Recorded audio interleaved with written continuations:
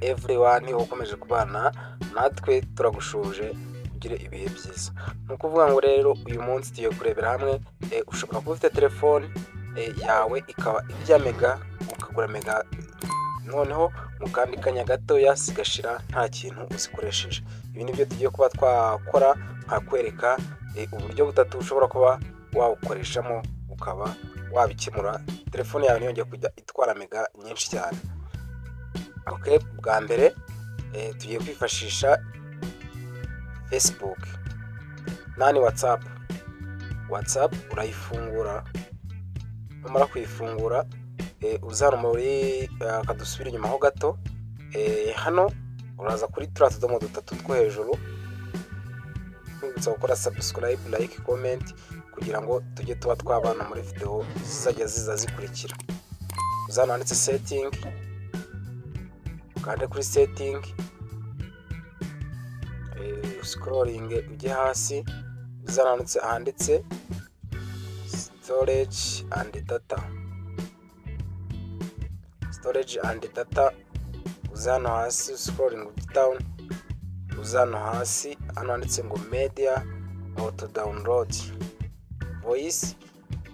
Noneho twebwe icyo tugiye gukora tugiye kuba twabivana biri auto tubishyire nani buryo pana bizajya byaba byakwidownloadinga byoroshye ari twe tuzajya tubidownloadinga. Okay, urabona hano hose harimo v ugakuremo usigire buri input kandi okay, utuntu twose uze utuvaneho.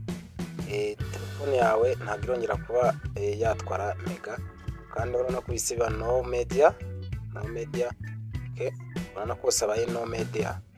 Ibintu biraza kugufasha kubera gute WhatsApp yawe ntabwo irongera kuba yagutwarira mega utazi ngo zakoreshejwe gute.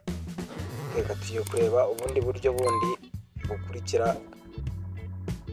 Ubungu uravaho nyine uze noneho upe telefone yawe, nurangiza uze hano handitse ushobora gukoresha notification, ukaza hano hejuru amanura uze gukanda hano handitse data save,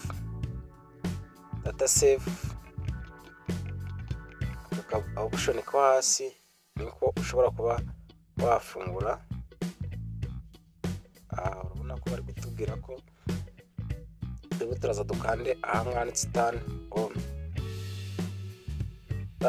niyo turaba twafungura tukaba twayikoresha nako ibaye iki isinduka. Urabona hano hejuru hari akandi ka option gahise kazaho kuri ku muriro wacu. Okay, noneho ushobora kutagasanga muri hariya hejuru muri notification, uraza uze muri setting ujyana na sim card network ukanda hano usubireho inyuma gato uzaranditse data security, ujyana hasi handitse data setting data use. Okay, ukanda utegerezeho.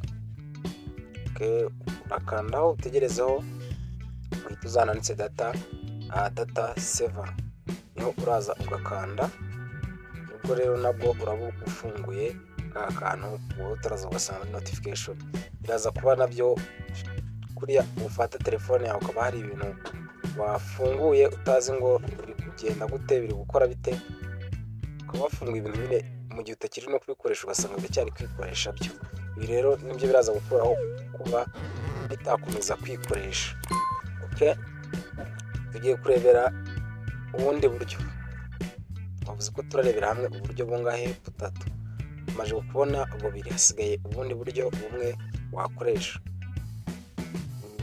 Urazi ufite telefone yawe hari application ubona ishobora kubigutwarira network utazi ngo yazitwaye gute, izitwara ite. Urayikandaho ugumisha urutoki uzananditse info, noneho uhita uzananditse storage and cache ariho hano hejuru.